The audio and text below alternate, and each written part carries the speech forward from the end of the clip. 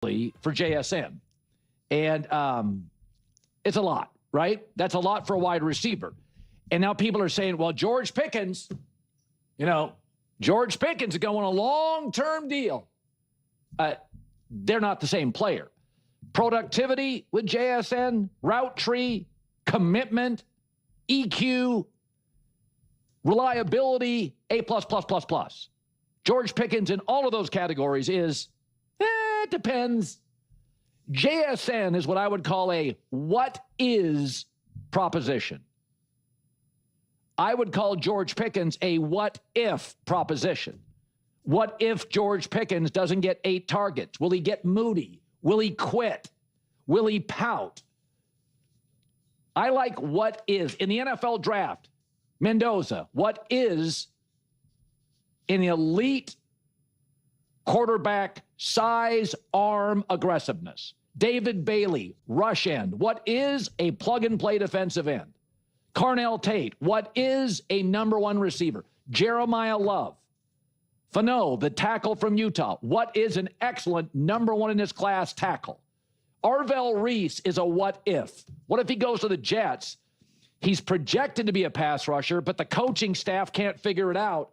Whenever I see teams like Arizona, the Jets, and Cleveland draft what if employees, what if Cleveland does a Cleveland and can't figure it out? I want what is. JSN has the potential to be an all-time guy, and it's not just, he's not a huge guy. And add this about JSN.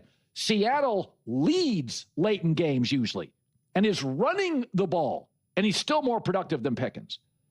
Seattle doesn't even throw the ball that much, 29th in pass attempts. And JSN is still more productive. So he plays in a run-first team that often leads games late and is playing conservatively. And he's still much more consistently productive. I like what is employees, not what if employees. And that's what Pickens is. They're not the same guy. Hasselbeck yesterday on JSN's deal. If you're going to pay a guy, if you're going to pay him, make him the highest paid player at his position, 100%, you're talking about the elite talent on the field, but 100%, you're also talking about, is this guy going to change? What's he going to be like once he gets paid? To me, he's top 5 ever in terms of what he's done at his age in the first 3 years of his career. And I think they're going to get him for the prime of his career.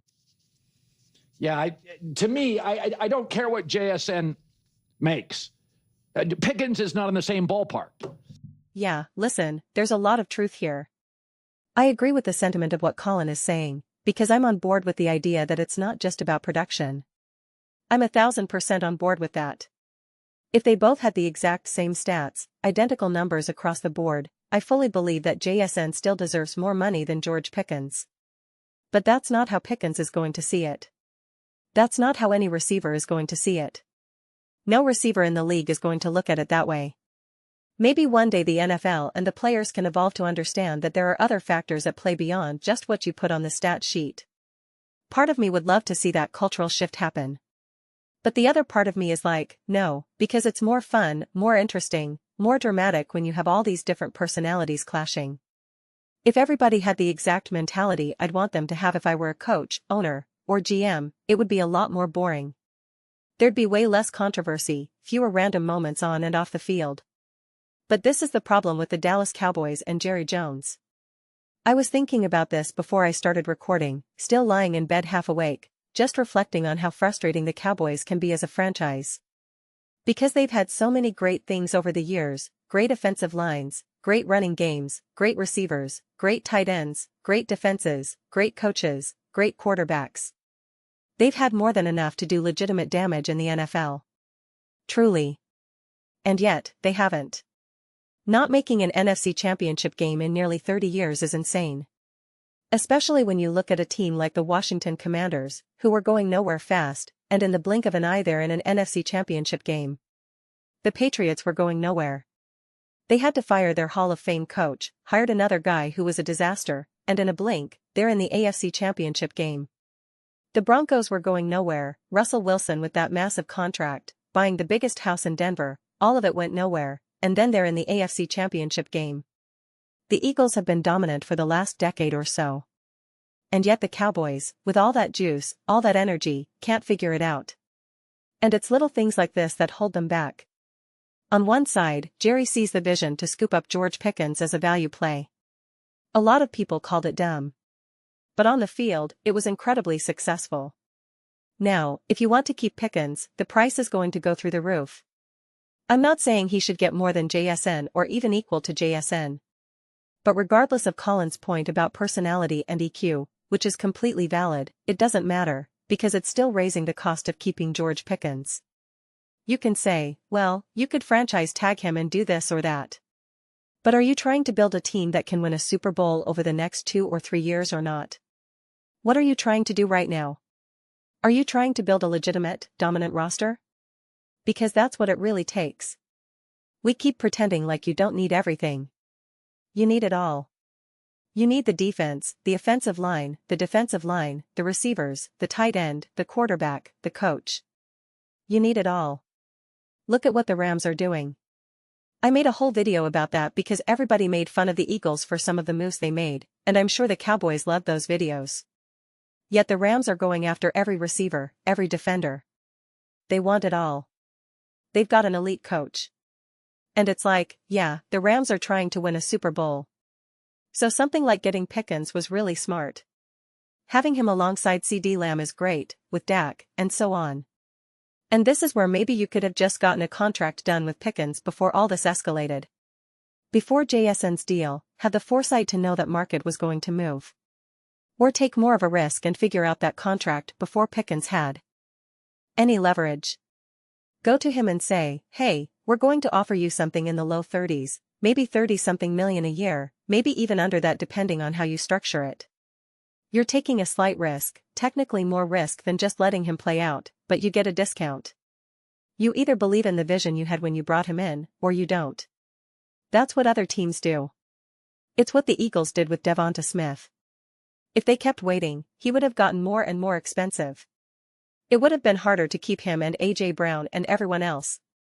The Cowboys had Pickens with 800 yards, 1,100, 900 over 3 seasons.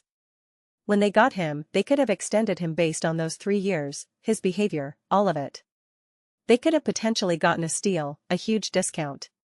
It didn't have to be a massive contract. I'm making numbers up, but it could have been anything other than what they're dealing with now. You could say, well, hindsight is 20/20, nobody really knew. But that's where you have to trust your vision. You brought him in because you believed he could be great. You probably could have extended him in the middle of the season, or once you saw him in camp with the way things were trending. Now you've got Jamar Chase at $34 million, Justin Jefferson, CeeDee Lamb, DK Metcalf. At this point, Pickens is going to want as much as CD if not more. DK at $32 million, Garrett Wilson at $32 million, A.J. Brown at $32 million, Amon-Ra St. Brown at $30 million, Terry McLaurin at $29 million, T. Higgins at $28 million. It's not hard to imagine you could have figured something out in the $20 million range, maybe mid-20s. The Cowboys had tremendous power there. Pickens had none. He got tossed a life raft by the Cowboys. They could have said, we believe in you, we want to sign you long-term. There was a chance that if he didn't play great, who's going to want him? Maybe some bare-bones prove-it deal. Look at Chris Godwin's contract, $22 million a year. Devontae Adams, obviously at the end of his career, $22 million a year. Jameson Williams at $26 million. Now you're looking clearly in the $30 million range. That type of negotiating, that type of strategy, is what really puts you over the edge. Go back to Devonta Smith, $25 million a year. That is an absolute steal. Especially when you talk about EQ and emotions, at $25 million you're getting Devonta Smith, a bona fide steal. The Kansas City Chiefs would pay that guy $40 million right now if they could have him. You ask them, do you want Devonta or whatever receivers you've got? Do you want Mahomes throwing to Devonta? And they'd say, yes, please. We'll pay whatever you want. And the Eagles got him for $25 million in his prime. Those things matter. But those are just my thoughts. I'd absolutely love to hear yours. What do you all think about the Dallas Cowboys? How do you think this impacts George Pickens? What should the Cowboys do? Let me know your thoughts. I read every single comment. Whether you agree with me or disagree with me, either way, let's get into some discussions. Let's get into some debates. But ultimately, let's just have some fun. And please do consider subscribing. We're building an amazing community here, and I'd absolutely love to see you be part of it. I want to build something that we all genuinely feel connected to. Something we're really excited to be part of. I think we're well on our way to doing that. Please don't forget to give this video a thumbs up, it really does help with visibility and the algorithm. Thank you so much. See you next time.